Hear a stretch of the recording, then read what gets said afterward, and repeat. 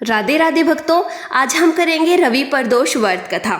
हिंदू पंचांग के हर महीने की त्रयोदशी तिथि पर प्रदोष व्रत रखा जाता है। शास्त्रों के अनुसार भगवान शिव की पूजा के लिए रखे जाने वाला प्रदोष व्रत बहुत ही पुण्यकारी होते हैं। ऐसी मान्यता है कि इस व्रत को रखने पर भगवान शिव सबकी मनोकामनाएं पूर्ण करते हैं।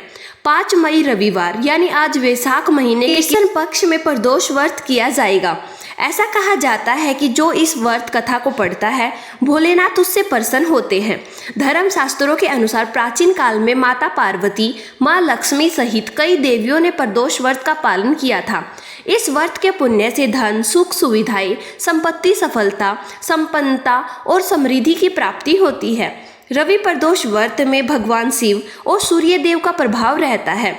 इस दिन किए गए सभी कार्य, व्रत और पूजा सफलता दिलाते हैं। भक्तों, अगर आपने हमारे चैनल को सब्सक्राइब नहीं किया है तो प्लीज़ हमारे चैनल को सब्सक्राइब जरूर करें ताकि आने वाली हर वीडियो आप सभी भक्तों तक जरूर पहुँचे।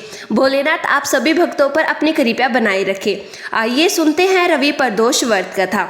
एक पौराणिक कथा के अनुसार प्राचीन काल में एक गरीब पुजारी था। बीमारी और तंगी के कारण उस पुजारी की मृत्यु हो जाती है।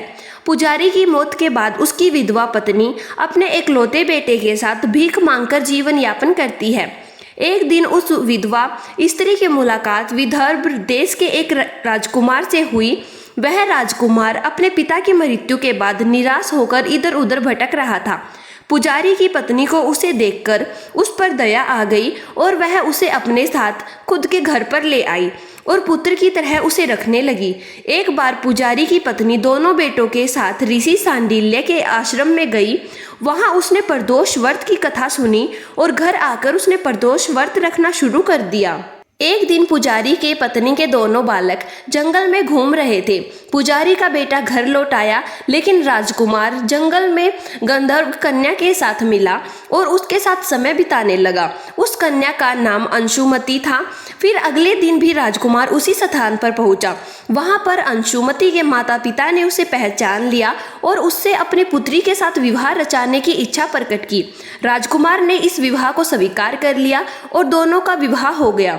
आगे चलकर राजकुमार ने गंधर्वों की विशाल सेना के साथ विदर्भ पर आक्रमण कर दिया। युद्ध जीतने के बाद राजकुमार पूरे विदर्भ का राजा बन गया। उसने पुजारी की पत्नी और उसके बेटे को भी राजमहल में रहने के लिए बुला लिया। अंशुमति ने राजकुमार से इस सफलता का राज पूछा तो राजकुमार ने उसे प्रदोष व्रत के बारे में बताया। इसके बाद अंशुमति ने भी प्रदोष व्रत रखना शुरू कर दिया। इस प्रकार इस व्रत को करने से लोगों के जीवन में सुखद बदलाव आते हैं। भक्तों, प्रेम से बोलिए शिवजी भगवान की जय।